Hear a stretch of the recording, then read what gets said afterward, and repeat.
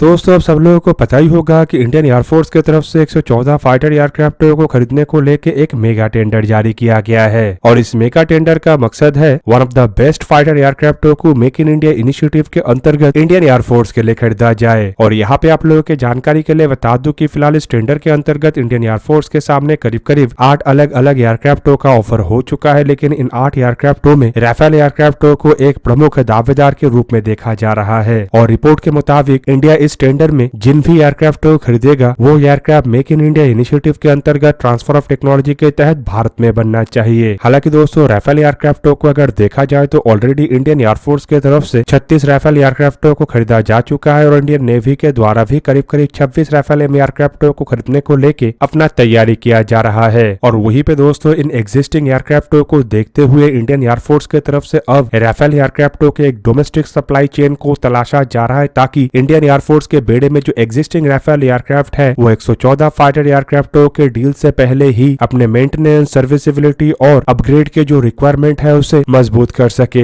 Basically दोस्तों media रिपोर्टों में दावा किया जा रहा है कि इंडियन एयरफोर्स अपने बेड़े के जो राफेल एयरक्राफ्ट है उसके स्पेयर पार्ट्स के सप्लाई और उससे लेके सेल्फ रिलायंस होने को लेके डोमेस्टिक मैन्युफैक्चररों के तरफ इसके स्पेयर पार्ट्स के प्रोडक्शन को लेके संभावनाएं तलाश रहा है। और बताया जा रहा है कि इस इनिशिएटिव में society of Indian defence manufacturer के तरफ से भी हिस्सा निभाया जाएगा और नेक्स्ट महीने इंडियन एयरफोर्स के चंडीगढ़ स्थित 3 वेस रिपेयर डिपो के साथ शायद नेक्स्ट महीने में एक बहुत बड़े मीटिंग को भी आयोजित किया जाए। फिलहाल इंडियन एयरफोर्स के तरफ से इन एयरक्राफ्टों के मेंटेनेंस के लिए जो क्रूशियल कंपोनेंटों का आवश्यकता है, मतलब जितने भी महत्वपूर्ण कंपोनेंट है उन सभी कंपोनेंटों को लिस्टिंग किया गया है। और इवन रिपोर्टों में यह भी दावा किया जा रहा है कि लिस्टिंग किया हुआ ये जो कंपोनेंट है या फिर कहे तो पार्ट्स है, ये असल में वही पार्ट है जो कि एयरक्राफ्टों के लिए काफी क्रूशियल भी होता है और साथ ही साथ इसे समय समय पे रिप्लेस भी करना पड़ता है। हालांकि ये उन पार्ट्स में गिना नहीं जाता है जिसे कि मिशन क्रिटिकल सिस्टम कहा जाता है, जैसे कि एयरक्राफ्टों में इस्तेमाल होने वाले इंजन या ऑनबोर्ड कंप्यूटर सिस्टम। और दोस्तों इंडियन एयरफोर्स फिलहाल उन्हीं कंपोनेंटों का तलाश कर रहा है जो कि स्वदेशी कंपोनेंट या फिर कहे तो स्वदेशी सप्लाई चेन से रिप्लेस करने पे एयरक्राफ्टों के परफॉर्मेंस या एयरक्राफ्टों के अन्य किसी भी तरीके के क्रूशियल ऑपरेशन में इशू ना क्रिएट करे। अब यहाँ पे दोस्तों आप लोगों के जानकारी के लिए बता दूं कि फिलहाल इंडियन एयरफोर्स के पास तो 36 ही राफेल एयरक्राफ्ट है, लेकिन आने वाले समय में ये जो एयरक्राफ्ट है इसका संख्या बढ़ के करीब करीब 62 तक हो जाएगा, क्योंकि नेवी के द्वारा भी 26 राफेल एयरक्राफ्ट को खरीदने को लेके अपने डिसीजन लिया गया है और जनरल इलेक्शन के बाद भारत और फ्रांस के बीच में इन एयरक्राफ्टों को लेके भी डील के ऊपर हस्ताक्षर होगा। हालांकि वहीं पे 114 फाइटर एयरक्राफ्टों के टेंडर में भी राफेल एयरक्राफ्टों को one of the most strongest candidate के रूप में देखा जा रहा है और इन कारणों के वजह से ये भी माना जा रहा है कि शायद इंडियन एयरफोर्स के तरफ से राफेल एयरक्राफ्टों को ही चुना जाए। और अगर ऐसा होता है तो संपूर्ण राफेल एयरक्राफ्टों के जो मैन्युफैक्चरिंग है वो भारत में शिफ्ट हो सकता है और फ्रांस के तरफ से ट्रांसफर ऑफ टेक्नोलॉजी के अंतर्गत राफेल एयरक्राफ्टों को भारत में निर्माण किया जा सकता है। और दोस्तों अगर ऐसा नहीं होता है तो ये जो मेंटेनेंस को लेके एक सप्लाई चेन क्रिएट करने को लेके इंडियन एयरफोर्स सोच विचार कर रहा है वो 62 एग्जिस्टिंग राफेल एयरक्राफ्टों को तो मदद करेगा ही, लेकिन अगर 114 फाइटर एयरक्राफ्टों के टेंडर में भी राफेल एयरक्राफ्टों को चुना जाता है तो इससे मेक इन इंडिया इनिशिएटिव को और मजबूती मिलेगा। यहाँ पे आप लोगों के जानकारी के लिए ये भी बता दूं कि फिलहाल डैसोल एविएशन के पास राफेल एयरक्राफ्टों को लेके काफी बड़ा ऑर्डर है और ऐसे में डैसोल एविएशन भी चाहता है कि राफेल एयरक्राफ्टों का और एक मैन्युफैक्चरिंग प्लांट हो, क्योंकि एग्जिस्टिंग मैन्युफैक्चरिंग प्लांट के पास करीब करीब सालाना 24 एयरक्राफ्टों का कैपेसिटी है जो कि इन सभी ऑर्डरों को संपूर्ण करने के लिए काफी नहीं है। और अगर दोस्तों एग्जिस्टिंग प्लांट के साथ साथ एयरक्राफ्टों के एक मेगा डील भी डैसोल एविएशन को मिल जाता है तो ये एक तरीके से सोने पे सुहागा ही होगा, क्योंकि इससे एक तरफ जहाँ पे इंडियन एयरफोर्स के मल्टी बिलियन डॉलर का टेंडर मिलेगा तो वहीं पे सप्लाई चेन में जो इशू आ रहा है वो इश्यूज को भी दूर किया जा सकेगा। ऊपर से एशिया से भी काफी बड़े मात्रा में राफेल एयरक्राफ्टों का ऑर्डर होने के कारण डैसोल एविएशन ये भी चाहता है कि एशिया में भी एयरक्राफ्टों के एक मैन्युफैक्चरिंग प्लांट और एमआरओ फैसिलिटी हो, जिससे कि यूरोप के अंदर डैसोल एविएशन को प्रेशर कम हो। वहीं पे ऑलरेडी भारत में रिलायंस कंपनी के साथ डैसोल एविएशन का एक समझौता होने के कारण एक तरीके से इन एयरक्राफ्टों के कई सारे पार्ट्स भारत में निर्माण हो रहा है। और कुछ रिपोर्टों के मुताबिक नागपुर में स्थित रिलायंस एरोस्पेस की जो फैसिलिटी है वो इतना बड़ा है कि वहां पे भी सालाना करीबन 24 एयरक्राफ्टों के दर पे एयरक्राफ्टों को प्रोड्यूस किया जा सकता है, जिससे कि भारत के भी जरूरतों को पूरा किया जा सकेगा और साथ ही साथ एशिया के जरूरतों को भी पूरा किया जा सकेगा। और दोस्तों इसी इरादे के तहत जहां पे डैसोल एविएशन आगे बढ़ रहा है तो वहीं पे इंडियन एयरफोर्स भी अपने आप को राफेल एयरक्राफ्टों के मामले में और आत्मनिर्भर करने को लेके एक नए सप्लाई चेन को लेके आगे बढ़ रहा है। अब दोस्तों एक तरफ जहां पे राफेल एयरक्राफ्ट एयरक्राफ्ट को किस तरीके से इंडिजीनियस किया जा सके उसे लेके भारत की तरफ से काम किया जा रहा है। तो वहीं पे दूसरी तरफ तेजस मार्क 1 एयरक्राफ्ट के air to air combat capability को भी मजबूत करने के लिए एरोनॉटिकल डेवलपमेंट एजेंसी की तरफ से एयरक्राफ्ट के अपग्रेडेशन को लेके एक स्टडी किया जा रहा है ताकि इन एयरक्राफ्टों में 2 एसरैम मिसाइलों को या फिर कहे तो ट्विन एसरैम इंटीग्रेशन को अंजाम दिया जा सके। अब दोस्तों आप लोगों को पता ही होगा कि एसरैम मिसाइल असल में एमबीडीए कंपनी की तरफ से निर्माण किया हुआ one of the most advance close combat missile है जिसे कि advance short range air to air missile कहा जाता है। और इन्हीं मिसाइलों को लेके एरोनॉटिकल डेवलपमेंट एजेंसी की तरफ से एक स्टडी को कंडक्ट किया जा रहा है ताकि इन मिसाइलों को तेजस मार्क 1 एयरक्राफ्टों में और बेहतरीन ढंग से इंटीग्रेट किया जा सके। स्टडी का मकसद केवल मात्र सिंगल एसरैम मिसाइलों को ही इन एयरक्राफ्टों में इंटीग्रेट करना नहीं है बल्कि सिंगल के साथ साथ ट्विन एसरैम कॉन्फ़िगरेशन में भी इन एयरक्राफ्टों को मॉडिफाई करना। हालांकि दोस्तों इस तरीके के मॉडिफिकेशन के लिए एयरक्राफ्टों को लेके कई तरीके के एनालिसिस को अंजाम देना पड़ता है ताकि ऐसे मिसाइलों को इंटीग्रेट करने के बाद एयरक्राफ्टों के परफॉर्मेंस के ऊपर किसी भी तरीके का कोई असर ना पड़े। और इसके लिए सबसे पहले एयरक्राफ्टों के जो स्ट्रक्चरल फ्लेक्सिबिलिटी है उसे तो जांचा ही जाएगा, साथ में एरोडायनामिक फोर्स को भी जांचा जाएगा ताकि इस तरीके के मिसाइलों को एयरक्राफ्टों में मतलब वेपन बे में लगाने के बाद ड्रैग और प्रेशर कम हो ताकि एयरक्राफ्ट के स्ट्रक्चर के ऊपर किसी भी तरीके का कोई असर ना पड़े। इवन इससे एयरक्राफ्टों के सेफ्टी को भी इंश्योर किया जाएगा और ये भी जांचा जाएगा कि इससे एयरक्राफ्टों के वजन में भी वृद्धि ना हो और किसी भी तरीके से स्ट्रक्चरल चेंजेस का जरूरत ना पड़े। अब यहाँ पे दोस्तों आप लोगों को ये लग सकता है कि एक एसरैम की जगह में 2 एसरैम लगाने से एयरक्राफ्टों में ऐसा क्या फर्क पड़ेगा। तो आपको बता दूं कि ये जो एसरैम है ये असल में अलग अलग पेलोन्स में नहीं लगेगा बल्कि एक ही पेलोन्स में किस तरीके से 2 एसरैम मिसाइलों को लगाया जाए, मतलब एक ही पेलोन्स में किस तरीके से ट्विन एसरैम मिसाइलों को कॉन्फ़िगरेट किया जाए उसी का ही स्टडी किया जा रहा है। और स्टडी के लिए एयरक्राफ्टों के विंड टर्मिनल मॉडल का भी उपयोग किया जा रहा है ताकि ये जांचा जा सके कि एयरक्राफ्टों में इस तरीके से मिसाइलों को लगाने के बाद एरोडायनामिक और एयरक्राफ्टों के परफॉर्मेंस के ऊपर कैसा असर पड़ता है। यहाँ पे दोस्तों आप लोगों के जानकारी के लिए बता दूं कि ऑलरेडी इंडियन एयरफोर्स के तेजस मार्क 1 एयरक्राफ्टों में क्लोज कॉम्बैट मिसाइल के रूप में पिछले साल ही एसरैम मिसाइलों को इंटीग्रेट किया जा चुका है। और फिलहाल ये जो मिसाइल है ये सिंगल मिसाइल कॉन्फ़िगरेशन में ही इन एयरक्राफ्टों में इस्तेमाल किया जा रहा है, मतलब एक पेलोन में एक ही मिसाइल है। वहीं पे क्लोज कॉम्बैट मिसाइल के रूप में तेजस मार्क 1 एयरक्राफ्टों में एसरैम के अलावा रशियन R-73 और इजरायली पाइथन 5 जैसे मिसाइलों का भी उपयोग हो रहा है। जबकि इसके अलावा अगर तेजस मार्क 1 एयरक्राफ्टों के एयर टू एयर मिसाइलों को देखा जाए तो इसमें कई तरीके के और भी मिसाइल है जिनमें की इजरायली IRBER जैसे मिसाइलों को as a long range air to air missile के रूप में इस्तेमाल किया जा रहा है। जबकि इसके अलावा भारत के स्वदेशी अस्त्र मार्क 1 मिसाइलों को भी इन एयरक्राफ्टों में इंटीग्रेट किया जा रहा है और ये मिसाइल भी तेजस मार्क 1 एयरक्राफ्टों में बेसिकली एक beyond visual range air to air missile के रूप में ही इस्तेमाल होगा। जबकि इसके अलावा आप लोगों के जानकारी के लिए ये भी बता दूं कि भारत आने वाले समय में मीडियम और शॉर्ट रेंज के मिसाइल के रूप में अस्त्र IR मतलब इंफ्रारेड गाइडेड मिसाइलों को भी इन एयरक्राफ्टों में इंटीग्रेट करेगा और साथ ही साथ जो स्वदेशी NGCCM मतलब नेक्स्ट जनरेशन क्लोज कॉम्बैट मिसाइलों का डेवलपमेंट किया जा रहा है उसे भी तेजस एयरक्राफ्टों में इंटीग्रेट किया जाएगा। जबकि इसके साथ साथ भारत की तरफ से पैरेलली अस्त्र मार्क 2 और अस्त्र मार्क 3 जैसे मिसाइलों का भी डेवलपमेंट किया जा रहा है। और आप लोगों के जानकारी के लिए ये भी बता दूं कि इन मिसाइलों को भी भारत की तरफ से स्वदेशी तेजस एयरक्राफ्टों के बेड़े में इंटीग्रेट किया जाना है। कुल मिला के दोस्तों अगर देखा जाए तो तेजस एयरक्राफ्टों के बेड़े को काफी मजबूत करने को लेकर भारत की तरफ से काम किया जा रहा है जिससे कि इन एयरक्राफ्टों का मुकाबला इस कैटेगरी के कोई भी एयरक्राफ्ट ना कर सके। और इसके लिए भारत की तरफ से बेहतरीन मिसाइलों को इन एयरक्राफ्टों के लिए चुना जा रहा है और बेहतरीन से बेहतरीन मिसाइलों को डेवलप भी किया जा रहा है। दोस्तों आप लोगों को क्या लगता है कि भारत के जो प्रयास है ये किस तरीके से इंडिजिनाइजेशन को और मजबूत करेगा? कमेंट करके अपने राय अवश्य दीजिए। दोस्तों आज के इस वीडियो को यही पे ही करते समाप्त, किसी और एक दिन किसी और एक वीडियो में मिलेंगे। तब तक के लिए जय हिंद, वंदे मातरम।